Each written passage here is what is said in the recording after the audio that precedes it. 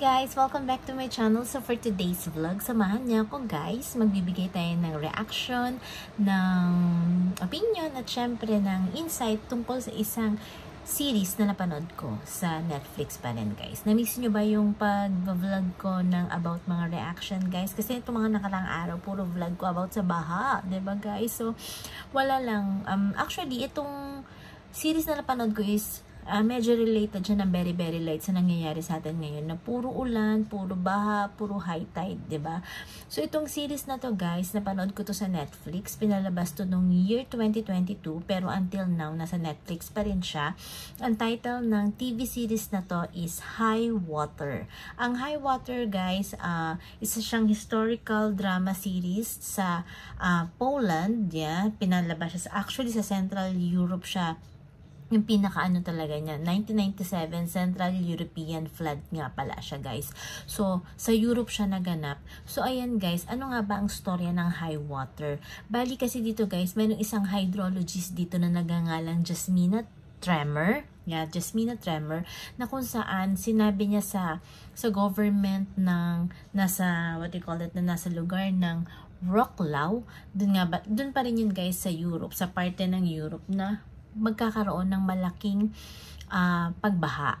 Kasi isa siyang hydrologist guys. Actually guys, hindi siya masyadong pinaniwalaan kasi yung unang sinabi niya before way back is hindi daw totoo yun hindi nagkatotoo na nangyari. Pero ngayon guys, nagbibigay siya ng babala kasi nga alam niya na mangyayari ang pagtaas ng tubig. So nagbigay siya ng mga precaution, nagbigay siya ng mga warnings at syempre kung ano yung mga lugar na babahain ng bonggang-bongga dun nga sa Central Europe. So ang ginawa naman ng government, hindi sila masyadong nakinig guys. Hindi sila naghanda masyado. Kung bagkus yung isang lugar doon na dapat papakawalan nila ng water, yung mga tao doon sa isang village na yon, nagkaisa sila na hindi sila papayag kasi ayaw nilang iwanan yung lugar nila. At syempre, ayaw nilang iwanan yung kanilang mga ari-arian at ang kanilang bahay.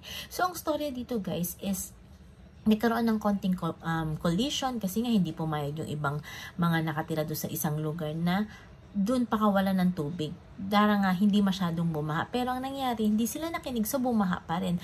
Halos yung city doon, yung center city din doon, bumaha doon. Actually guys, nangyari talaga tong pagbaha na to noong 1997 sa Poland. Talagang nagtotoong buhay siya. So actually guys, yung story ng high water, hindi lang siya nag-concentrate tungkol sa pagbaha. Meron din ditong about sa family. Actually guys, yung hydrologist dito na si Jasmine Tremor, meron siyang before ka-love affair dito na acting governor ata siya doon. Tapos nagkaroon sila ng anak. Yun yung pinaka-isa sa story ng high water na meron sila naging anak. Pero at the same time, kahit na what you call that, nagkaroon sila ng past relationship, civil pa rin sila when it comes to trabaho nila. So maganda yung story ng high water guys. Kung ako sa inyo panoorin siya kasi nakaka-relate din tayo ngayon dahil dito sa high water ang naging ng mga tao dito, although mayroong ibang hindi nakinig, kagaya ng mga Pilipino, may iba sa atin, alam natin na hindi tayo nakikinig kapag sinasabihan tayo ng government natin na lumikas na tayo, umalis na tayo, kasi ayaw nating maiwan yung mga ari-arian natin, yung bahay natin, di ba? Syempre, pinondal mo yun, pero syempre guys, mas importante pa rin ang buhay, di ba? Kaysa sa mga material na bagay. At ngayon nga guys, kasalukuyan din dito sa lugar namin, nagkakaroon din ng pag-evacuate, kasi nga, maraming lugar ang medyo tinamaan ng baha talaga. At the same time, may high tide pa rin kasi. So, isa pang maganda sa story ng high water guys, yung pagkakaisa ng mga tao sa isang village na talaga naman pinotektahan nila ang kanilang lugar at ang kanilang mga ari-arian. Although, medyo meron ding pagka-slight na off doon kasi nga, dapat sana mas naagapan yung pag-akit ng tubig or pag-ano ng tubig kung tumulong sila. Pero, in the end,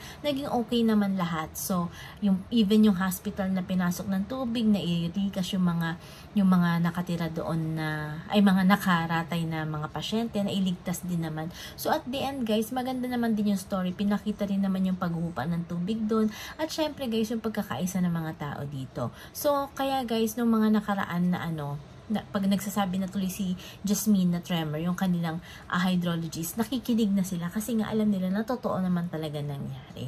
So ayan guys, ang masasabi ko lang is, ngayon din na nasa medyo tayo ngayon na sitwasyon, panay ang ulan, panay ang bagyo, may mga pagbaha at pag high tide, mag-ingat po tayo at lagi tayong makikinig sa mga sinasabi po sa atin ng ating government, maging vigilant po tayo at higit sa lahat guys, laging maging ready at handa.